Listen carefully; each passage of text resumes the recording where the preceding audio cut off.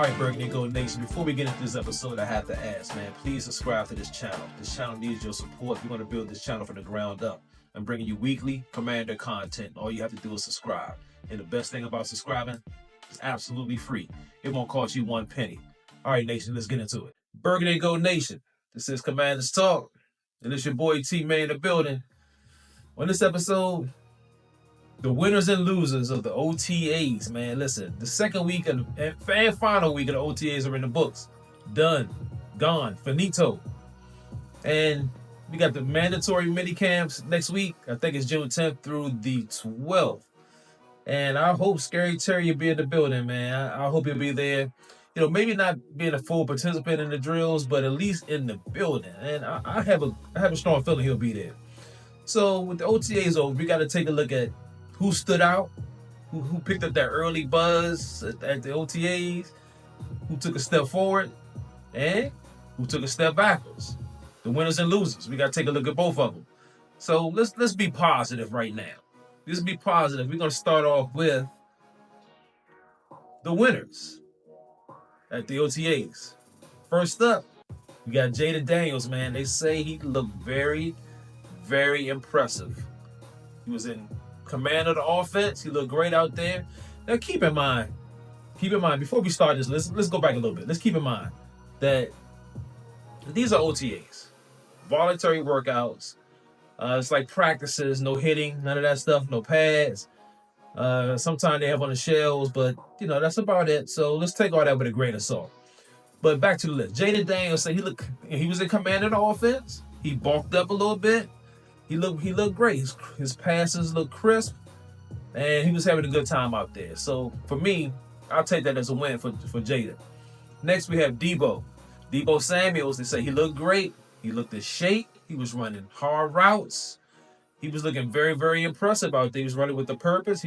This is, to me, a bounce back year for Debo Samuels, man, after the year he had with the 49ers. And honestly, that wasn't all his fault. Half the team was hurt. So he played hurt, but he still had a decent season, but he didn't live up to the expectations of the 49ers. So that's why we got him. I'm so happy to have him too, man. Pairing him up with Scary Terry, that's gonna be scary for real. The next guy that impressed, Daron Payne. Now I hope this is a good sign for Daron, because we all want that old Daron back. We want that old Daron back, man. The one from 2022 or 2023. When he was playing for that contract, he was dominant. I think he had like 8-9 sacks. Man, he was all over the place. We want that Daron Payne back. So hopefully that's the Daron Payne we're going to get this season. And it seems like he has a little something to prove. He has a chip on his shoulder. He has something to prove because he hear the people talking, man. Everybody out there talking in the media, social media, the fans, everybody's on him. So I think he got a little something to prove. And I hope that since John Allen's gone too, it's his defense, then his defensive line. He got to step up. He got to step up and take over that leadership role for the defensive line. And I hope he can do it, man. They say Joe Witt gave Payne a big shout out during his presser. So, you know, Payne must have been in his bag if Joe Witt Jr. gave him a shout out. So I'm happy to hear this about Daron Payne. So we'll see what happens, man. Next we have Quan Martin. Says he looked great at safety. Joe Witt Jr. and Coach Quinn they're expecting Quan to take that more of a leadership role too in the secondary, along with Sanders Steele and Marshawn Lattimore. But they're expecting Quan Martin to step up and be more of that leadership, telling people where to go, where to be, stuff like that. Look out for this play. Look out for this play. They expecting Quan Martin to take on that kind of role, and I think he can do it. And they also was talking about too, and I just heard about this. I didn't know anything about it.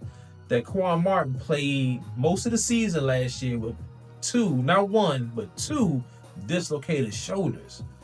Wow, that shows some toughness, man, because he still had a decent season. And if you're telling me he was playing hurt most of the time, dislocated shoulders, you can't even do some full contact with dislocated shoulders, man, because they pop out all the time. So anyway, they say he got those, he's healthy, he's ready to roll, and they say he's looking good out there at the OTA. So shout out to Quan Martin, man. I hope we have a great season this year, man. Next, we have Frankie Louisville. Come on, I don't even have to question Frankie Louisville's motivation. You see that dude when he's on the field Frankie Louvu is scary, man. That dude's a monster, man. But they say he's look motivated. They say he actually slimmed down a little bit too. He look a little more muscular out there. And that's great for us, man, because Frankie Louvu is a monster in that linebacker, man. Him with Wagner. And another guy you got to look out for, Jordan McGee, who's finally healthy. So, and I'm hearing that they're going to run more 3 linebacker sets with Jordan McGee out there with Louvu and Bobby Wagner. So I'm excited to see that because most of the time last year they played a lot of 2 linebacker sets, which is fine, especially in today's NFL. It's a pass happy league, but they said they got a lot of packages ready for my man Jordan McGee. So we're gonna see what Jordan McGee what he can do, man. We're gonna finally see what he can do. He was hurt most of the year last season, but we're gonna finally see what Jordan McGee can do. So shout out to him, man. Also, another guy that balled out was Jalen Lane. Now, he just continues to impress. They say he was showing off his speed, showing off his hands. He was getting the pumps. He was making great catches with the pump returns, explosive. And he was out there, with the legendary Brian Mitchell. I know you saw that. Out there taking pointers from B. Mitch, man. And that's going to help his game a lot. So, yeah, I'm looking forward to that guy, man, the slot. Jalen Lane, man. I'm looking forward to it. The last guy that showed out, Jacory Krosky Merritt, man. Now, this guy right here, man, I'm hoping big things for this guy. He's running back, took him to the 7th round. They said he was hitting the holes pretty hard. He was running with some pop, and he was pretty much showing off his hands and his vision. Now, I hope this dude can ball because if he can, then he can be that 1-2 punch with B-Rob and also Austin Eckler. So I'm looking forward to that. That's gonna be a nice running back room if Jacory can step his game up and play with some purpose, and I think he can. All right, so now the bad news. We got to get on to the negative, the negativity, the losers who didn't ball out, who were just looking average out there, who was just looking like, oh man, I'm just out here just so I don't get fined, that type of stuff. You know what I'm saying? So let's look at these dudes. Number 1, we got Luke McCaffrey, man. They say he basically looked the same. He still looked decent. Don't get me wrong. But we're looking for Luke McCaffrey to take that step, man. You got to just take that step, man. You got a wide receiver spot, the slot that's open. So, man, show some purpose and take that spot. And that way, Jaden Daniels and Cliff Kingsbury and the coaching staff can have some trust in you, some confidence in you. The time is now. And if he don't do it now, man, he's going to be lost in the shuffle because you figure you got the wide receiver room with Debo coming in and then Jalen Lane, it's kind of stacked. Noah Brown, you got guys like that, man, that's ready to ball. Luke McCaffrey got to step up, man. Even though they drafted him, none of that matters. You got to step your game up. And the next guy, KJ Osborne. He wasn't impressive at all at OTAs.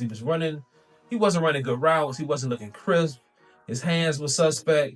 Man, that's kind of disappointing to me because I was thinking KJ Osborne was going to come here and at least have that backup role and just be a decent wide receiver for us. But they say he was struggling, man.